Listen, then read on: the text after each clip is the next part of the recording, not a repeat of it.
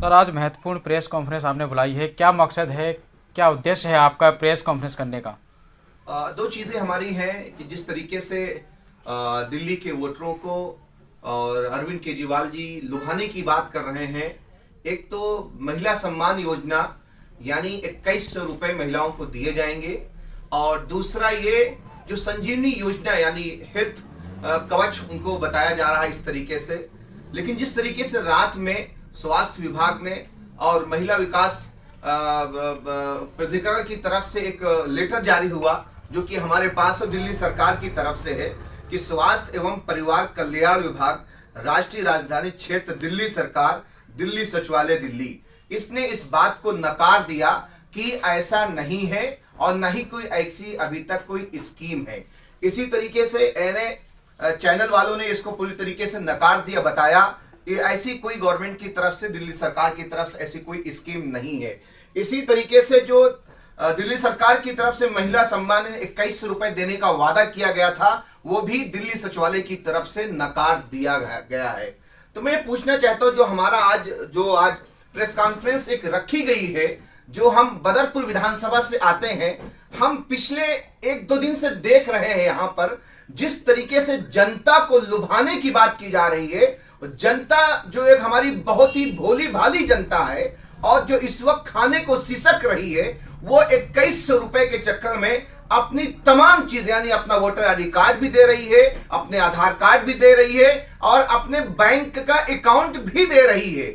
आखिर अब तक केजरीवाल साहब जिस तरीके से पंजाब में उन्होंने 1000 रुपए का दावा किया था और अभी तक 1000 रुपए वहां पर नहीं दिए हैं और सरकार के तकरीबन 1 से 1.5-2 साल हो चुके हैं।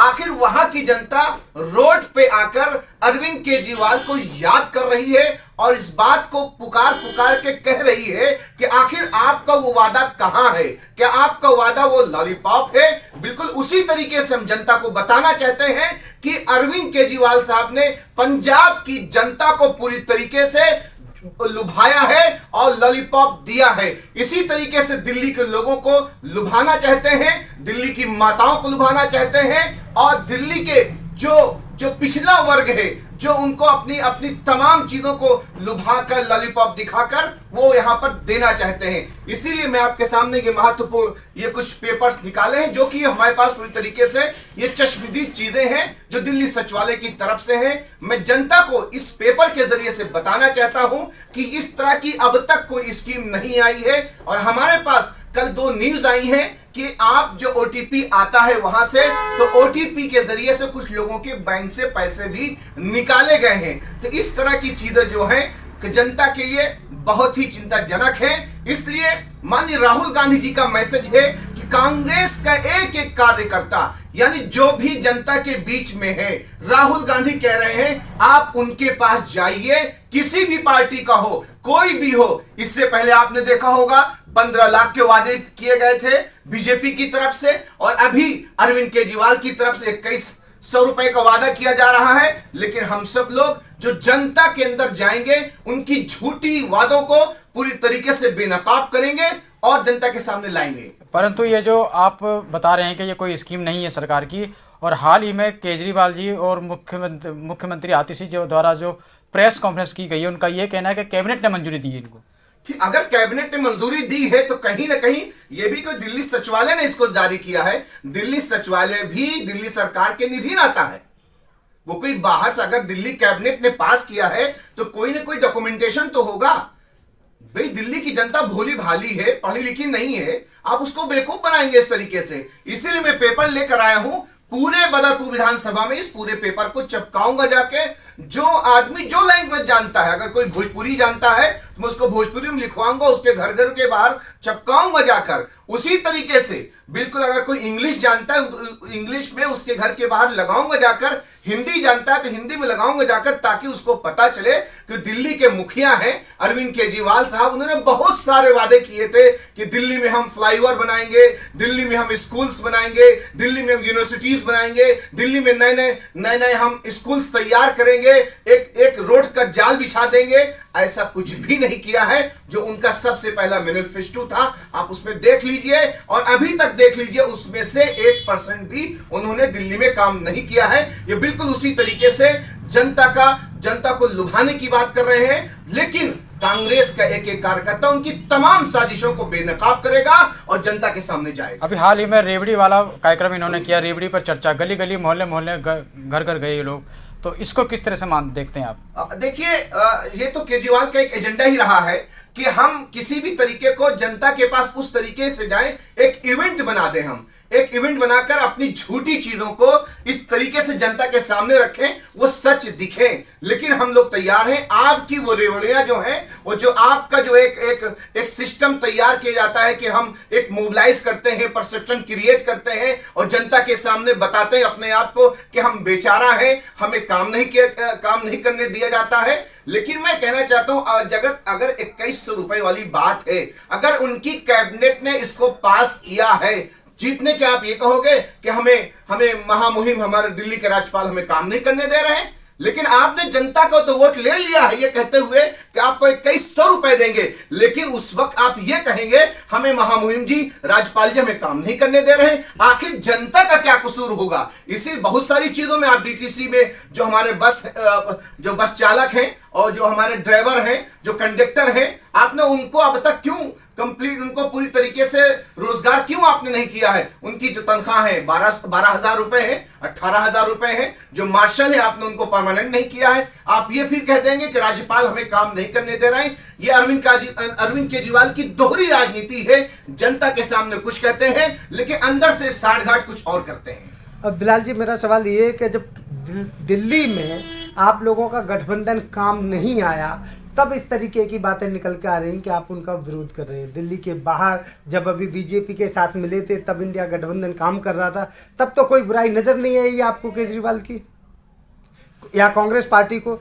तो अब दिल्ली में जब वो काम कर रहे हैं और उन्होंने, आप कह रहे हैं कि कोई वादा पूरा नहीं किया, जबकि केजरीवाल जी का कहना है उन्होंने जो भी वादे किए जनता को, वो सारे वादे पूरे कर दिए। बिजली फ्री है, पानी फ्री है, महिलाओं के लिए बस यात्रा फ्री है, आपके पड़ोस में मोहल्ला क्लिनिक भी होगा जहाँ पे आपके अड़ोस पड़ोस की महिलाएं, पुरुष, बुजुर्ग भी जाते होंगे दवाई लेने। तो ये तमाम तरीके के वादे किए और 2100 रुपये की जो योजना की आप बात कर रही हैं, ये 2100 रुपये उन्होंने कहा है कि चुनाव के बाद देंगे, जब उनको मौका लगेगा तब देंगे। अभी उन्होंने देने का वादा थोड़ी किया, केवल रजिस्ट्रेशन हो रहा है। तो इसमें कांग्रेस को दिक्कत क्यों? देखिए, सबसे पहली बात तो जिस तरीके से आपने कहा कि बहुत सारी स्कीम्स को कंप्लीट किया है, मैंने पहले ही कहा, अगर आप दिल्ली सरकार का मैनिफेस्टो देखेंगे, आप 100 चीजें उसमें से हैं, तो उसमें से 0% वाली चीजें जनता के सामने आई हैं। उन्होंने ये कहा था, अगर आपको ना पता हो, मैंने उनके मैनिफेस्टो को पूरा पढ़ा है, कि दिल्ली में 5 यूनिवर्सिटी पूरी तरीके से हम लाएंगे। क्या उस यूनिवर्सिटी का कोई इस तरह से कोई ऐसा सामान रखा गया है जिसमें अरविंद केजरीवाल जी गए और उसका उन्होंने शिलान्यास किया हो? ऐसा कुछ है? ऐसा कुछ नहीं हुआ है। क्या ऐसा कोई नया स्कूल बना है? स्कूलों के अंदर रिनोवेशन तो हुए हैं, लेकिन नया स्कूल इस तरीके से नहीं बना है कि जो बाकायदा अरविंद केजरीवाल साहब के सिस्टम से बाकायदा चीजें बनी हो, 1-2 स्कूल के अलावा। इसी तरीके से अरविंद केजरीवाल ने कहा था हम दिल्ली को क्या बना देंगे, हम लंदन पेरिस बना देंगे। हम क्या आपको लंदन पेरिस ऐसी कोई चीज दिखी? क्या दिल्ली को उन्होंने ये कहा था हम एक मेट्रो सिटी बना देंगे, हम एक फ्लाईओवर का एक शहर बना देंगे हम? क्या उनके जरिए से कुछ फ्लाईओवर्स बने? एक चीज और अभी हमने बताया कि जिस तरीके से पंजाब में उन्होंने जनता से वादा किया था 1000 रुपए देंगे, वहां की जनता सिसक रही है, रो रही है, अपने आप को ठगी हुई महसूस कर रही है। इसीलिए हम केजरीवाल के 1-2 वादे आप मान सकते हैं उन्होंने किया हो, लेकिन जनता को पूरी तरीके से ठगा है, जिसमें से हमने आपको एक एक करके वादे गिनाए हैं, जिसमें से आपने हमें नहीं बताए, लेकिन आपको अगर उनके मैनिफेस्टो को पढ़ेंगे जरूर उनके तकरीबन 100 वादे थे, जिसमें से 1-2 वादे उन्होंने किया है और पूरी तरीके से वो फ्लॉप रहे हैं। चाहे वो एजुकेशन का मामला रहा हो, चाहे स्वास्थ्य का मामला रहा हो, चाहे रोड का मामला रहा हो, चाहे फ्लाईओवर का मामला रहा हो, चाहे मेट्रो का मामला रहा हो, चाहे पार्क का मामला रहा हो, कोई भी मामला रहा हो, वो पूरी तरीके से उसमें मतलब असफल काम पर रहे हैं, इसीलिए उन्होंने अपने आप को बेचारा साबित करते हुए अपने एक कार्यकर्ता आतिशी जी को सीएम बना दिया, ताकि हम जनता हमें ये दोष न दे सके हम कुर्सी के पीछे नहीं भागते हैं। हमने एक अपने कार्यकर्ता को सीएम बना दिया है।